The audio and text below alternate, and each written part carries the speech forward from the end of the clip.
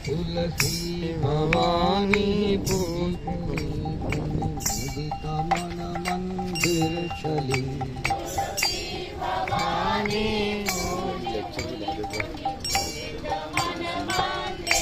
उनका नवीन नीरज कमल जैसा सुंदर है।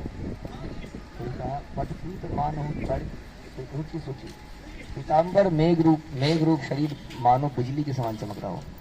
ऐसे पावन रूप जानकी पति श्री राम जी को मैं नमस्कार करता हूँ। हे मन, तीनों के बंधु, सूर्य के समान तेजस्वी, दानव और दैत्यों के वंश का नाश करने वाले, आनंद कंद कौशल देश रूपी आकाश में निर्मल चंद्रमा के समान दशरथ नंदन श्री राम का भजन कर, जिनके मस्तक पर रत्न जड़ित मुकुट, कानों में कुंडल, मस्तक पर तिलक और प्रत्येक अंग में सुंदर आभूषण सुशोभित हो रहे हैं, जिनकी भुजाएं घुटनों तक लंबी हैं और जो धनुष बाण दिए हुए हैं, जिन्होंने संग्राम में खरदूषण को जीत लिया है। तुलसीदास जी प्रार्थना करते हैं कि शिव, शेष और मुनियों के मन को प्रसन्न करने वाले रघुनाथ जी मेरे हृदय कमल में सदा निवास करें, जो कामादि शत्रुओं का नाश करने वाला है। जिसमें तुम्हारा मन अनुरक्त हो गया है, वही वर तुमको मिलेगा। यानी कि रामचंद्र जी का वह स्वभाव से सहज और सुंदर और सांवले हैं, वह करुणा निधान सुजान शीलवान है, तुम्हारे स्नेह को जानता है। जानकी जी समेत सभी सखियों हृदय में हर्षित हुई। इस प्रकार श्री गौरी जी का आशीर्वाद सुनकर जानकी जमेत समेत सभी सखियां हृदय में हर्षित हुई। तुलसीदास जी कहते हैं कि भवानी जी को बार बार पूजकर सीता जी प्रसन्न मन से राजमहल को लौट चली।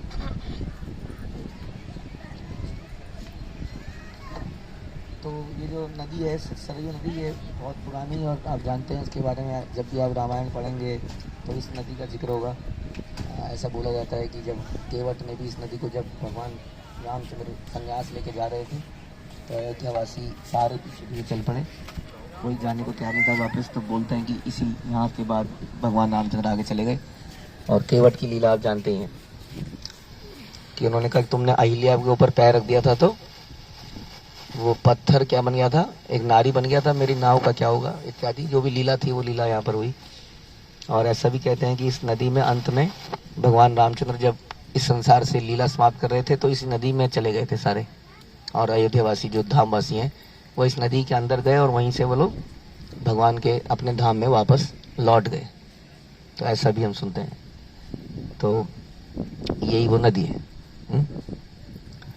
ओके, इसके अलावा हमने सोचा था कि आज भगवान रामचंद्र के जन्म के बारे में हम कैसे संसार में आए, दशरथ जी ये अयोध्या धाम कैसा दिखता था, उस सब के बारे में हम चर्चा कर सकते हैं। ओम ज्ञानतिमिरान्धस्य ज्ञानञ्जनशलाकया चक्षुर्मिलितं येन तस्मै श्रीगुरुवे नमः। श्रीचैतन्यमनोभीष्टं स्थापितं येन भूतले स्वयं रूपः कदा मह्यं ददाति स्वपदान्तिकम्।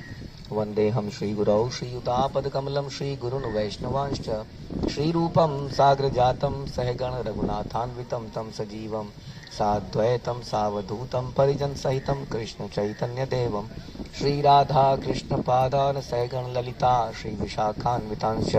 हे कृष्ण करुणा सिन्धु दीनबन्धु जगत्पते गोपेश गोपिका कान्त राधा कान्त नमस्तुते। तप्त कांचन गौरांगी राधे वृंदावनेश्वरी वृषभानुसुते देवी प्रणमामि हरिप्रिये।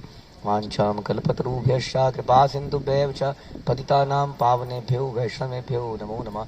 जय श्री कृष्ण चैतन्य प्रभु नित्यानंद श्री अद्वैत गदाधर श्रीवासादि गौर भक्तवृंद। हरे कृष्णा कृष्ण कृष्ण हरे हरे, हरे राम राम राम हरे हरे। नमो विष्णुपादाय।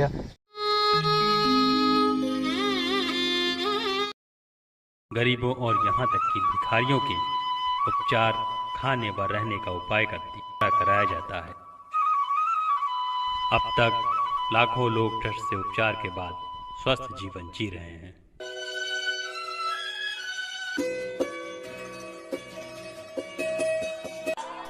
अस्वस्थ संत सेवा ट्रस्ट करुणा अवतार अनंत विभूषित श्री राम हर्षण दास महाराज जी द्वारा स्थापित एक अद्वितीय विलक्षण संस्थान है। यहाँ पर असहाय गंभीर रोगों से ग्रसित संतजन वृद्धजन गौ माता की पूर्ण भाव से सेवा होती है। ऐसी महान कार्य में अपनी सेवा प्रदान कर अपना जीवन धन्य करें।